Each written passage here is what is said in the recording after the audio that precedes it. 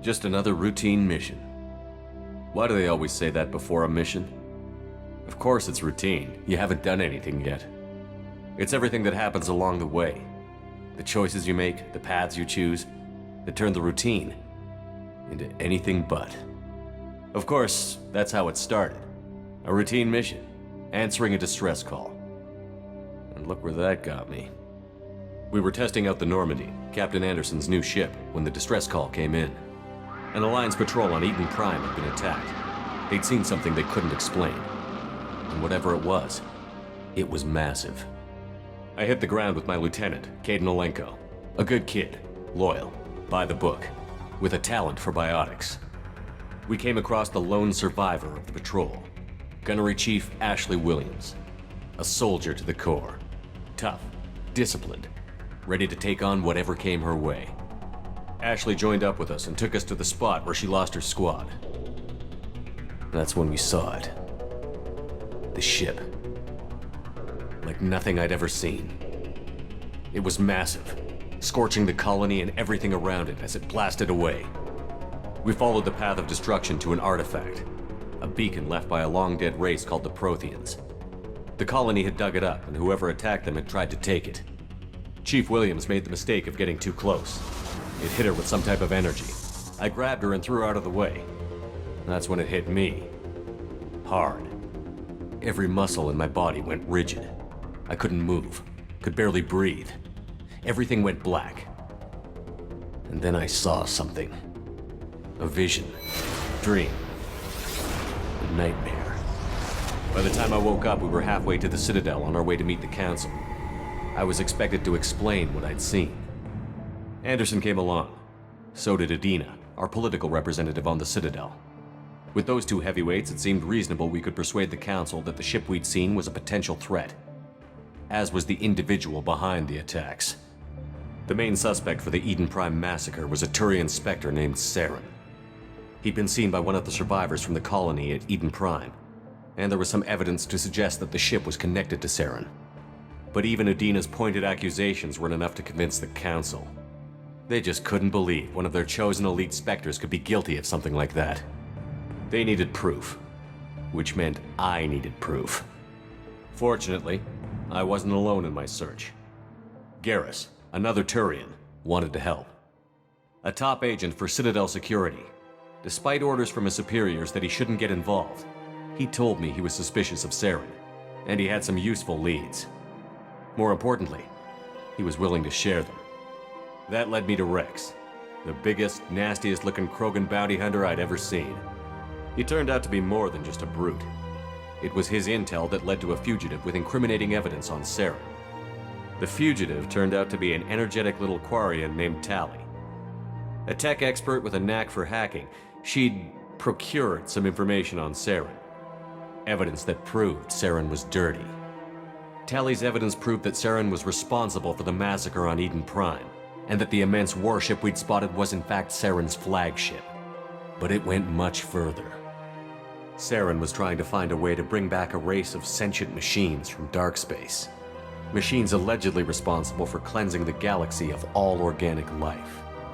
These Reapers were blamed for wiping out all life 50,000 years ago, including the Protheans, then disappearing back through the mass relays to dark space, leaving no trace they'd ever been. That explained why Saren was after the beacon, and it made some sense out of my visions. But not much else. We couldn't convince the Council that the Reapers were a threat, but they agreed Saren had to be stopped.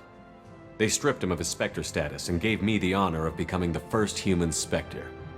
My first task? Bring down Saren. Anderson decided to stay behind, giving up his ship, the Normandy. He told me I would need it more than he would. He also pointed me in a direction.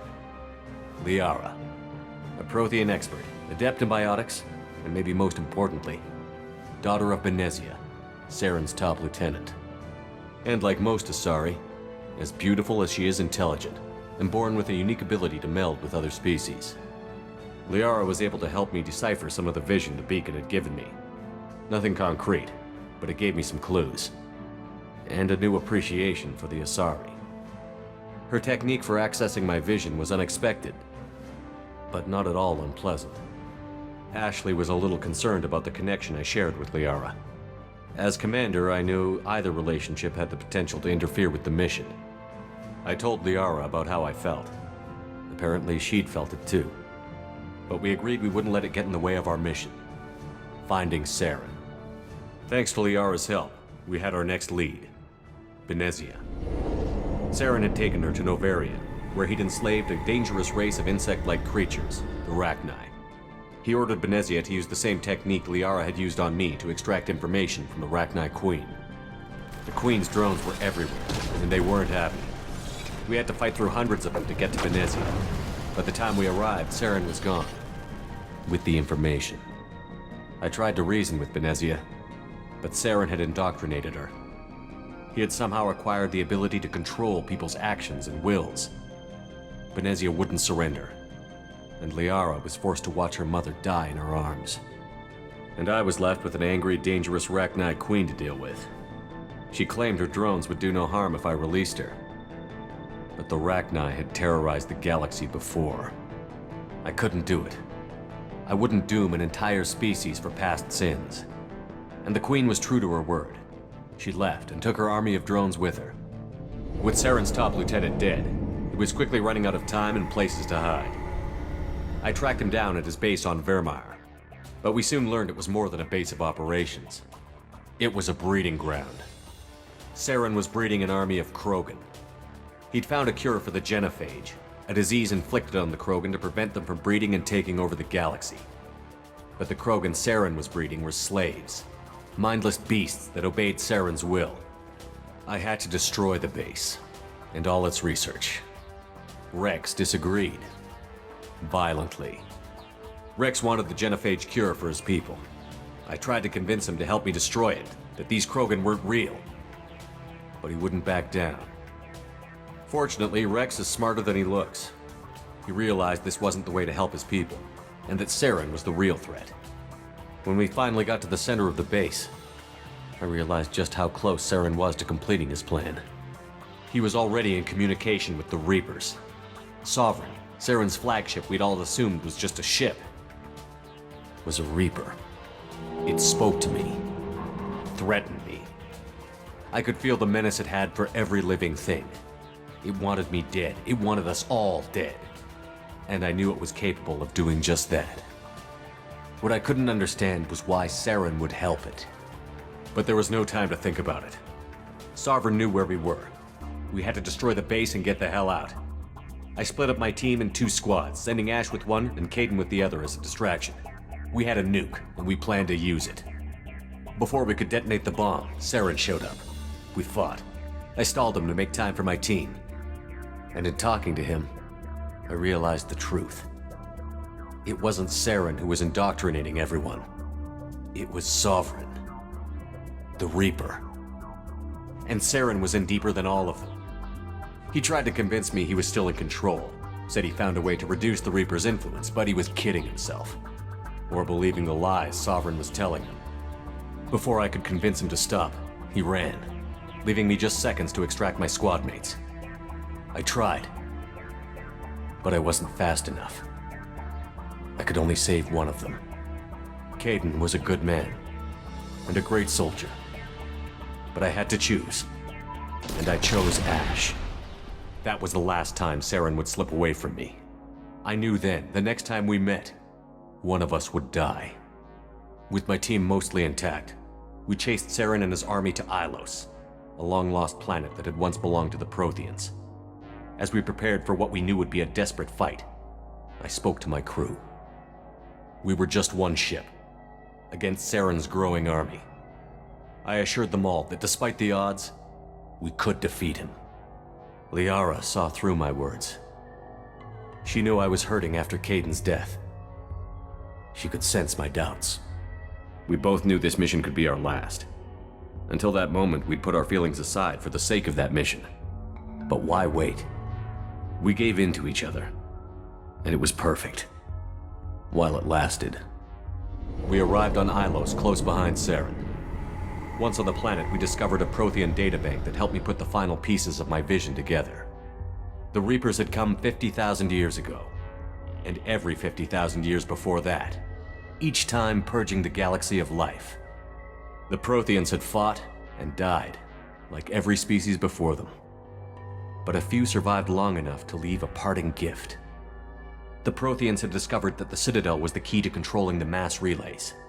By sabotaging the Citadel, they found a way to close the relays to dark space, slowing the Reapers' return, giving us the time we needed to find a solution to stop the Reapers once and for all. Saren knew this. He was leading his army to take control of the Citadel and re-establish the relays to dark space, bringing the waiting Reapers here to destroy us all. We followed him to the Citadel. It was intact, but heavily damaged. He had caught the Council fleets by surprise, and they were only now regrouping.